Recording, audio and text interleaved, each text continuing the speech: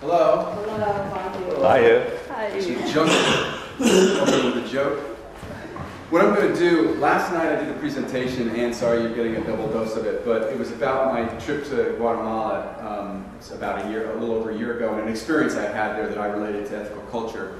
It was part of my social justice module that Jim White oversaw, and it will result, knock on wood, in a book being published in Guatemala, which will mainly be the photographs of a friend of mine, a Cuban photographer, with my entries, my journal entries about volunteering at a nonprofit down there. So I'm going to just read some of the selections from that book and talk a little bit about, interspersed in that, how the ethical culture fit in. Okay. The first moment in the journal was the first 15 minutes of a tour I took, which was in a van for Camino Seguro, or Safe Passage, which is the name of the organization. From a distance, the people swarming around the herd of garbage trucks looked like insects. They hardly seemed like unique individuals of inherent worth. In rapid succession, trucks tip their box frame up and dump the day's treasure. As each truck pulls away from their load, men and women with huge plastic bags that glint in the sun climb up, over, and into the hill of refuse. They search for anything valuable enough to sell or edible enough to be served for tonight's dinner. A hamburger, a stale loaf of bread, some refried beans in an old can. Maybe cutting away the bad parts or boiling it in water will make it more edible. Most, however, just collect plastic and metal to sell in bulk. Above, omnipresent, so I'm told, circle the vultures, bold and eager to seize anything too rotted to be consumed by human beings. The sickly, sweet stench wafts in the gentle breeze that floats up from the dump to our small group standing on a cemetery bluff. The best view is from here, our guide Lisa tells us.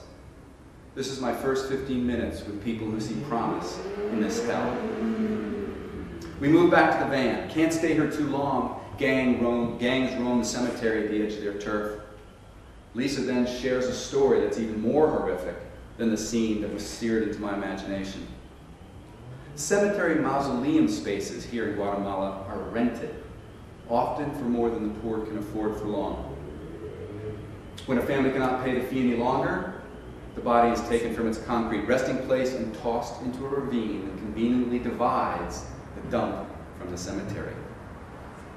There's a thin line here between human beings and garbage.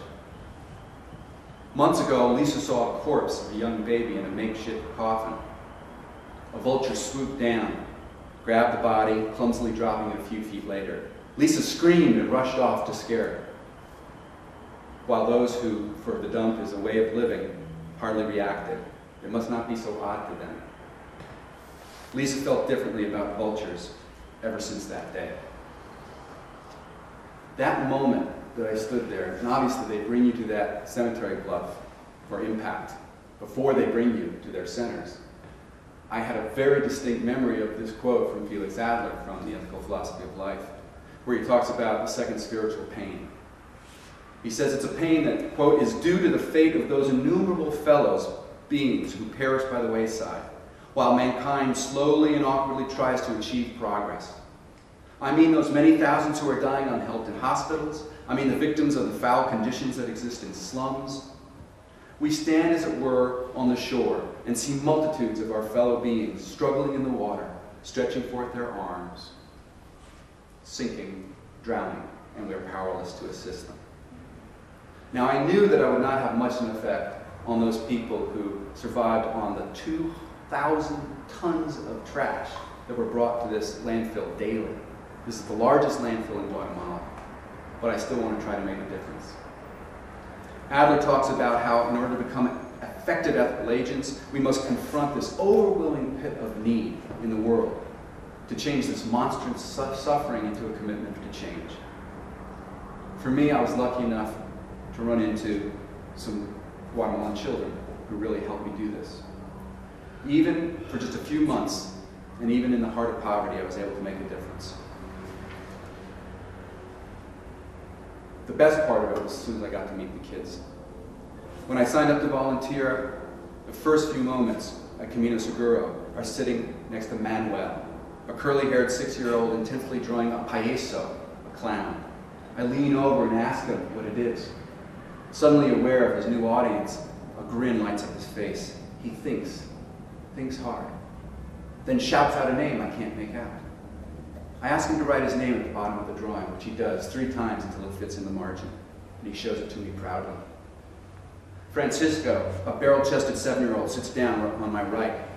Between swallowing big spoonfuls of chicken soup and picking out the chicken bones, he prods me with questions that are a new test of my Spanish lessons. What's your name? Where do you live? How old are you? My answers, which are as full of mistakes as information, draw him glee. He laughs deep from his belly, time and time again. And to share in the entertainment, he pulls over his friend Erwin, who offers a crooked, mischievous grin, and he wears a baseball cap backwards and reminds me of one of the Little Rascals. I'm the new volunteer assistant to Jessica, a young woman who kindly tends 22 preschool children. Most volunteers are just out of college, so me with my beard, I'm a novelty, and the kids start to explore this novelty. They're pulling on my beard, tapping on my shoulder, holding my hands, giving me hugs. What was so amazing is I went in with such fearful walls, and almost instantly they dissolved. In the classroom, I'm initiated into one of the daily rituals. Jessica tells me to be the distributor of toothpaste. So the kids line up in this windowless bathroom, and I go down the line, and they all hold their toothbrushes out and I put a little on. Most of them treat the gel like candy. They suck on their brushes until it's their turn to get to the sink. After they do that, they spit out the things. Then I go down the line with a little bit of antiseptic in the capful. And I'm giving to them. I feel like it's a cross between being somebody giving communion or a mother hen or a doctor giving an inoculation. But they're all there waiting. It's just like a gaggle of kids, a little gaggle of ducks. As I'm putting away the mouthwash, the last little girl, Annabella, says to me, "Sangre," blood.